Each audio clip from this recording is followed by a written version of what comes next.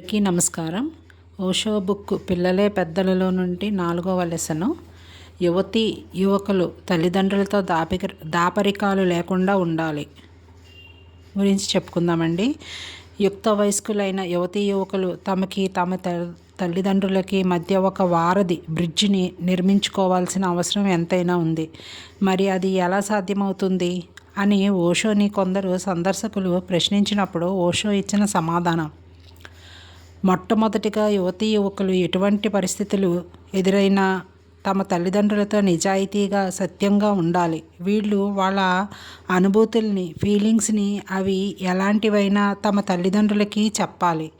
అలాగని ఎదురైన పొగరుగా కాకుండా సవినయంగా తెలియచేయాలి. వాళ్ళు ఏ విషయాన్ని తమ తల్లిదండ్రులకు తెలియకుండా దాచి ఉంచకూడదు. ఈ దాపరికమే వాళ్ళిద్దరి మధ్య అంతరాన్ని సృష్టిస్తుంది. తల్లిదండ్రులకు తెలియకుండా ఎన్నో విషయాల్ని దాస్తున్నారు. వీటి కారణంగానే పిల్లలకి తల్లిదండ్రులకి మధ్య అంతరం పెరిగిపోతూ ఉంది.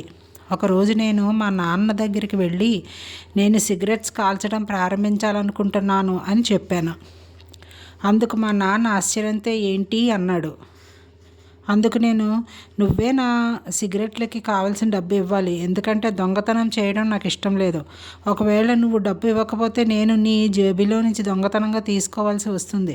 కానీ దానికి పూర్తి బాధ్యుడు నువ్వే అవుతావు. అప్పుడు కూడా నేను సిగరెట్ కాలుస్తాను, కానీ నీకు కనిపించకుండా కాలుస్తాను. మరి నువ్వే నేను దొంగతనం చేయడానికి, నీ నుండి విషయాలు దాచి నీ పట్ల నిజాయితీగా ప్రవర్తించకపోవడానికి కారణం అవుతావు. నేను ఎంతోమంది సిగరెట్ కాల్చడం రోజు చూస్తున్నాను. దాని రుచి ఏమిటో చూడాలనుకుంటున్నాను. నాకు మంచి సిగరెట్లు కావాలి. అంతేకాదు, నేను నా మొట్టమొదటి సిగరెట్ నీ ముందే కాలుస్తాను అన్నాను. అందుకు మా నాన్న, ఇది చాలా విచిత్రంగా ఉందే, కానీ నీ వాదన సరైనదే. నేను వద్దంటే నువ్వు దొంగతనంగా చేస్తావు, నేను నిరోధించినా కూడా నువ్వు సిగరెట్లు కాలుస్తావు. కనుక నువ్వు అలా తప్పులు చేయడం నన్ను చాలా బాధిస్తుంది. అయినా నువ్వు సిగరెట్లు కాల్చడం నాకు ఇష్టం లేదు అన్నాడు. అందుకు నేను, అది ఇక్కడ ప్రశ్నే కాదు. అంతా సిగరెట్లు కాల్చడం చూసి నాకు కూడా సిగరెట్ కాల్చాలన్న కోరిక కలిగింది. నేను నా ఈ కోరిక సరైందా కాదా పరీక్షించాలి. ఒకవేళ ఈ కోరిక మంచిదని నాకు అనిపిస్తే నువ్వు క్రమం తప్పకుండా సిగరెట్లు పంపిస్తూ ఉండాలి. ఒకవేళ ఈ కోరిక మంచిది కాదని నాకు అనిపిస్తే ఇప్పుడే నేను దాన్ని వదిలేస్తాను. కానీ నువ్వు వద్దనేంత వరకు నేను ఏ పని చెయ్యను. అప్పుడు మొత్తం బాధ్యత అంతా నీదే అవుతుంది. కనుక దానికి నేను ఏమాత్రం విచారపడనవసరం ఉండదు అని అన్నాను. అతనికి అందుబాటులో ఉన్న మంచి సిగరెట్లు తేవడం తప్పింది కాదు. మా బాబాయి, మా తాతయ్య, ఏమిటి నువ్వు చేస్తున్నది, అలా చేయకూడదు అని ఎంతో వారించారు.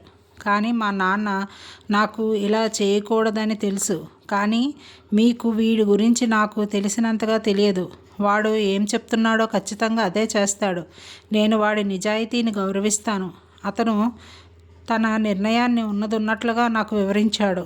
నన్ను ఆపొద్దు, నాపై ఒత్తిడి తేవద్దు, ఎందుకంటే తర్వాత నేనే బాధపడాల్సి వస్తుంది అన్నాడు. నేను సిగరెట్ కాల్చాను. దగ్గొచ్చింది, కళ్ళ నిండా నీళ్లు తిరిగాయి. నేను ఆ ఒక్క సిగరెట్ని కూడా పూర్తిగా కాల్చలేదు, పడేశాను. నేను మా నాన్నతో, ఈ సిగరెట్ కాల్చడం ఇక అయిపోయింది, నువ్వు ఇక ఆందోళన పడవసరం లేదు. కానీ నేను కోరేదేమిటంటే, నేను ఏవైనా నీకు చెప్తున్నాను అంటే అవి నా అనుభూతులు, నా పరిస్థితులు. అది మన ఇద్దరి మధ్య నా వైపు నుండి ఏ విధమైన దాపరికం ఉండకూడదనే ఉద్దేశంతోనే నన్న విషయం నువ్వు అర్థం చేసుకోవాలి. నేను నా తండ్రి దగ్గరే నా విషయాల్ని దాచాల్సి వచ్చినప్పుడు ఇంకెవరి దగ్గర నేను